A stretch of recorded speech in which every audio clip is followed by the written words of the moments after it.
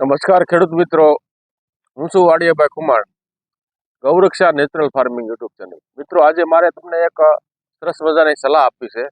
ને સલાહમાં એવી સલાહ છે કે યુટ્યુબ ઉપર રમણીકભાઈ કોટડિયા ખેડૂત માર્ગદર્શક, રમણીકભાઈ કોટડિયા રેવન્યુ માર્ગદર્શક અને રમણીકભાઈ કોટડિયાના વિડીયો, આ 3 ચેનલ એણે બનાવી અને ખેડૂતોને ખૂબ સરસ રીતે રેવન્યુનું માર્ગદર્શન, ખેતીને લગતું માર્ગદર્શન આપણને એની ભાગ બટાઈ, વારસાઈ, કેજેપી, આ બધી માહિતી એમના વિડીયોમાં આપણને સાંભળવા મળે છે.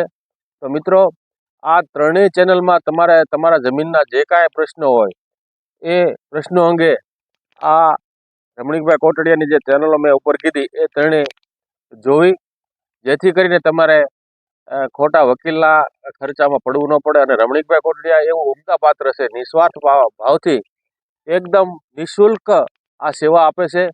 એમના વિડીયો જરૂર જોજો, એમની ચેનલ સબસ્ક્રાઈબ કરી અને નિયમિત એમના વિડીયો મળે એના માટે તમે પ્રયત્નશીલ રહેશો એવી આશા રાખું છું.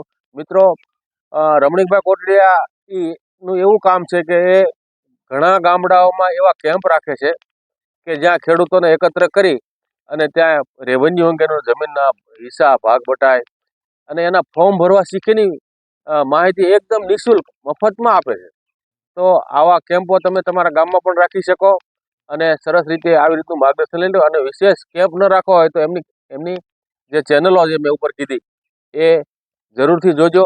મિત્રો, આજે જે વિડીયો એનો મૂકું છું, આ તરત જ આની પાછળ એ જમીન અંગેનું જે વારસાઈ છે, વારસાઈ બાબતનું જે સરસ મજાનું માર્ગદર્શન એમણે આપ્યું છે. તો હવે આપણે સાંભળીએ રમણીકભાઈ કોટડિયાને. રમણીકભાઈ કોટડિયા રેવન્યુ માર્ગદર્શન હું જાતે કામ કરતા શીખવાનું ચાલુ કર્યું છે.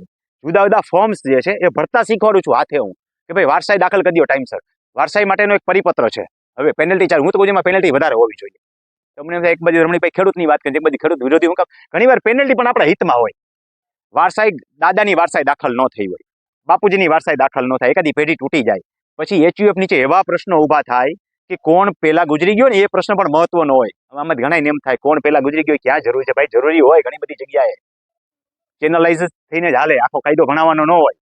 સાહેબ, પ્લેનમાં એક્સિડન્ટ થાય, દાદો, બાપ અને દીકરો બેઠા છે, પ્લેન ક્રેશ થયું તો પેલા કોણ મર્યો કહેવાનો? દાદો પેલા મર્યો એમ કહેવાનો, પછી બાપ મર્યો, પછી છોકરો. પણ છોકરો મરી ગયો, દાદો મરી ગયો અને બાપ છે કણસતો તો અને દેખાઈ ગયો તો બાપ પેલા નથી મર્યો, તો ઓલા બે પેલા મોટો પ્રશ્ન ઉભો થયો. ફર્સ્ટ રાઈટ વાળો પ્રશ્ન હોય ને સાહેબ, બહુ મોટો ઉભો થાય. તો વારસાઈ દાખલ કરી દો એટલે કાંઈ લબાચા થાય નહીં. એટલે સરકારે નોમિનલ પેનલ્ટી હતી, હજી મેક્સિમમ 1000 રૂપિયા રાખી છે. હું તો કીધું 10,000 પેનલ્ટી હોવી જોઈએ. માણ હરી કાઢીને વારસાઈ નોંધાઈ આવે તો ખરો, ઝડપ કરે. વારસાઈ તો નોંધાઈ જવી જ જોઈએ. વારસાઈ જ નહીં, હવેની પેઢીના છોકરા છે ને પેલા જાજા હતા, એટલે જાજા હોય ને, જાજી હુયાણી વેતર બગાડે. કાઠિયાવાડી જાજા છોકરા હોય ને પ્રશ્ન ઉભો થાય, બાપો કોના ભેગો જાય. હવે તો બધાને એક જ છે, બાપો પરણે રહે જ ભેગો. અને આવનારી એ સ્વીકારી લીધો છે. ઓલી આવનારી છે ને દીકરાની વહુ, એ એમ કહેતી કે આ મોટો હાચો છે, નાનો હાચો છે, મારે હું. બીજી આવે એ કે ઓલો મોટો છે ને હાચો છે, તો આપણે જરાક ડખો કરશું એટલે બાપો એના ભેગો જાય, ત્રાસ આપશું. એટલે હવે તો આવનારીને ખબર છે કે આપણે હાચવાના જ છે. અને હવે આવનારી તો 4 હાચવાની તૈયારી રાખવાની છે. સમજવાળા સમજી ગયા છે. અને 4 ના 6 હાચવાની તૈયારી રાખવી, લાગલા બી જીવતા હોય તો બરોબર. એટલે હવે આવો પ્રશ્ન નથી, માટે વેચણી કરી નાખી, હયાતીમાં જ હક દાખલ કરી દેવા, જેથી કરીને બહુ ઇસ્યુ ઊભા ન થાય. આપણે બહુ તો હયાતીમાં હક દાખલ કરીને આપણો હક ઊભો રાખવો, કાઢવો ન હોય તો. આપણને એમ થાય કે પછી તકલીફ પડે, રોટલા ન દઈએ, તો આપણો હક ઊભો રાખવો એટલે ગુજરી જાય. એટલે એક માત્ર ડેથ સર્ટિફિકેટ ના આધારે નીકળી જાય, કાંઈ બનાવવાની જરૂર નહીં. તો વારસાઈમાં હક દાખલ કરી દેજો. છોકરા જેવા છે એવા આપણા છે, એટલે હયાતીમાં હક દાખલ કરી જ દેવાના. વિભાજન કરવું કે નહીં તમારી ઈચ્છાની વાત છે, તમારો હક ખેંચવો કે નહીં તમારી ઈચ્છાની વાત છે. એ ભલે ઊભો રાખો, ડેથ સર્ટિફિકેટના આધારે નીકળી જાય, પણ હયાતીમાં હક દાખલ કરી દેવાથી પ્રશ્ન ઓછો ઊભા થાય. એટલે એક